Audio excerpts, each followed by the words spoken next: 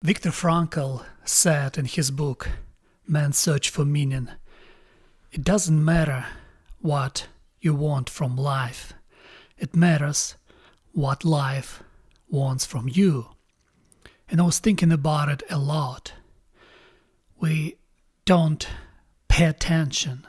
We often don't pay attention to this idea, what exactly life wants from us. What exactly should we do to understand it wants? Because that's where the meaning lies. Because often our idea of life is incorrect.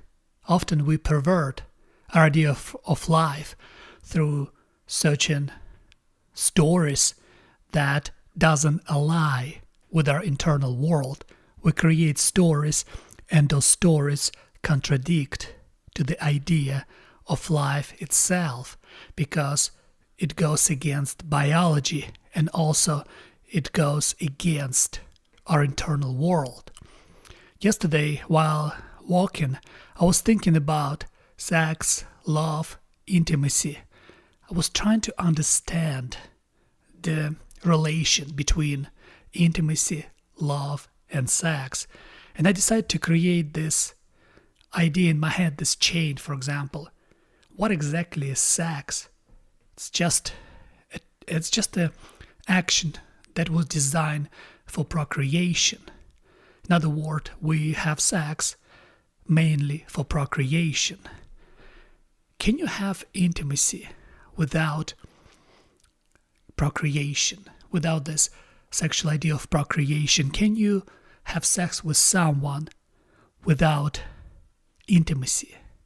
Because I think what I'm trying to say is real intimacy requires full commitment, and full commitment requires that you're ready to procreate with this person and create family with this person. In other words, if you want to have intimacy, you have to commit yourself to this person.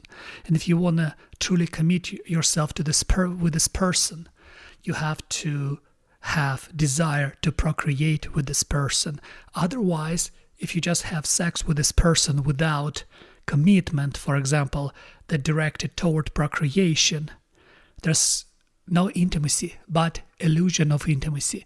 Also, there's no love, because love is itself is just a chemical reaction in our brain that been designed for us to create this intimacy that would hold two people together because of this idea of procreation. When they have kids together, they have to stay together for the rest of their lives. And that's why we see how we perverted everything, because we decided, okay, sex is just a pleasure tool. And then we're wondering what happened to intimacy, what happened to love. We jump from one partner to another, we have sex with multiple people, and there's no intimacy, there's no love, there's just mindless sex that makes no sense because it doesn't procreate, it doesn't responsible for procreation. But that's the problem. We try to separate ourselves from our biology, and at the same time we separated ourselves from the meaning too. Because if you think carefully about it, you have to be very cautious, because sex is the biological tool that is responsible for procreation, and love and intimacy, where meaning lies, is firmly linked to this idea of sex. Because if you don't want to procreate with this person, if you wouldn't want to have kids with this person, sexual relationship with this person make no sense, because it would never lead to real intimacy. It's not going to happen. It is the problem with this idea of sexual revolution, because what it liberates people from is from common sense. It liberated women and men from common sense of true intimacy, because there's always supposed to be such a foundation, and foundation for the love and intimacy lies in the idea of in biological idea of procreation. Again, the idea of true love and intimacy rested on the foundation of a biological idea of procreation. Without this foundation, there's no sense in love and intimacy. There's just an illusion. that firmly linked to pornography and sexualization and mindless sexualization that make no sense underneath. That's why people are so depressed, so mistrustful to each other, and so out of shape, because they simply don't care anymore. Because they stop understanding what the hell is happening. Because we have to have such a perception of each other based on this idea of procreation. When you look at the woman, you measure her worth to yourself as what kind of mother she could be for your kids, what kind of wife she would be for you. When you look at her this way, you have different desires for her. But if you look at her as a product, as something that satisfies your biological needs, then you're always chasing something that doesn't exist. Because products that you see online, that you see in pornography, they don't exist. It's just illusion. It's just something that designed for you to keep clicking and clicking and clicking. Do you know about click porn, right? Because click porn, when man goes online on Pornhub or any other porn site and they keep clicking on images, on multiple videos, because the brain chasing this illusion that next video, in the next video or on the next image, a woman would be much more attractive, and therefore the orgasm would be much more intense. That's what men do. They keep clicking and clicking and clicking for hours and hours and hours and hours. That's how the brain got rewired and they become miserable. That's what's happening now with the whole idea of sex, because people lost why we should have sex in the first place, and the entire culture that built around sexual relationship between men and women just so misleading, because we were designed to procreate, to leave our offspring. That's what sex is for. But since we have such a self-awareness, consciousness, we developed this idea of love to create such a different world between man and a woman, because it's you can create the entire meaning based on this biological simple action. This entire meaning is two people fall in love with each other. They develop such a deep sense of intimacy. Then they have sex, they have kids, they're with each other for the rest of their life. And they try to preserve this idea of family, because that's why we have idea of intimacy. That's why we have idea of love. And that's why we are. And in some sense, we almost lost it with all these hedonistic desires. And again, coming back to Viktor Frankl's idea that it doesn't matter what you want from life, it's only matter what life wants from you. That's another thing to be aware of, because life is much more complicated and at the same time it's much more simple.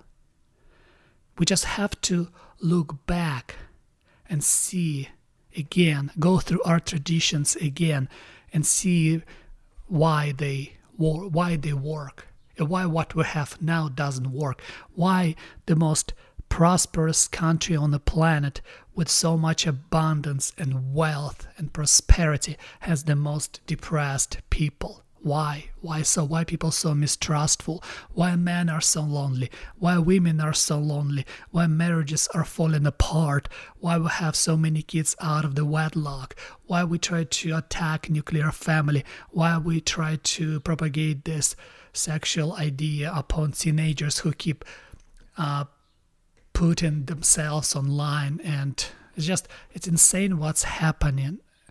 And seems like the most affected people now are young women who just got confused with all this TikTok algorithm that keep propagating this sexualized content broadcasted so broadly and give them so many views.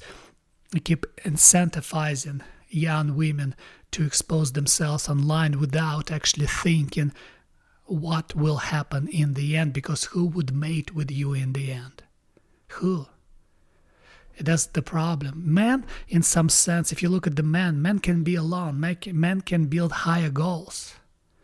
Men can do this. That's what men less depressed. They can find this ability in become hero of their own stories. They write their own stories.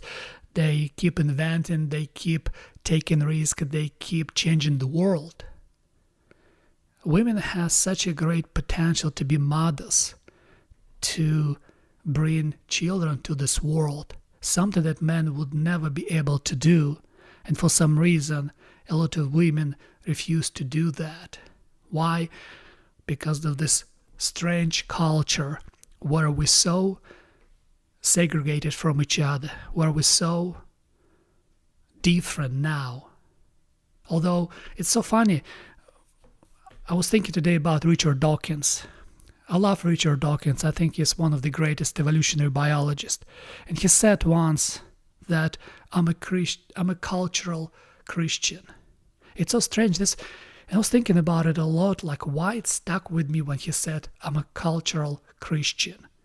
And then I realized today that that's the problem with him. That's the problem with all atheists. There's no commitment in them. That's what Richard Dawkins meant when he said, I'm a cultural Christian. I like to have this peace and tranquility and this beauty of Christianity. I like to live in a Christian country, but I will never commit to this theology. I would never commit to this. I like to derive all profits out of Christianity. But I would never commit, and therefore I would never protect this theology, this culture, this country, this foundation. That's what I think he meant by being cultural Christian, because he would never say a prayer, he would never go to church, he would never try to understand why it's so important. There's a lack of commitment to something that can be destroyed because people only want to derive profits and never commit themselves. The same thing with the sexual revolution. Nobody want a commitment anymore. No one want to create families. Everybody want to just have sex for sex sake. Everyone want to be cultural Christians, just live in this great Western civilization without commitment and without sacrificing their life for, while we have other more aggressive cultures who come to the West and who take over one step at a time.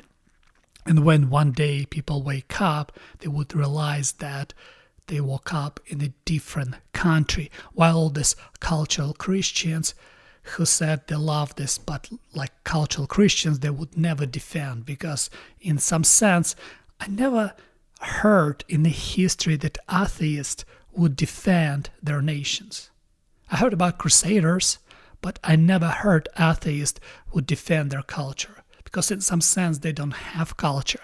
What they have, this idea of culture, idea of morality, idea of sex, idea of love, idea of existence, but they never can commit themselves to defend their ideas, because they always they can reason, they can justify. Why would I sacrifice myself if I'm an atheist? Because my life is all I have. Why would I die for something? I don't want to die for something. If I'm an atheist, I want to live and I want to reason my way out of anything. And that's the problem with atheists. That's the problem with the idea of cultural Christianity. We have to be very careful. It doesn't matter what you want from life. What matters is what life wants from you.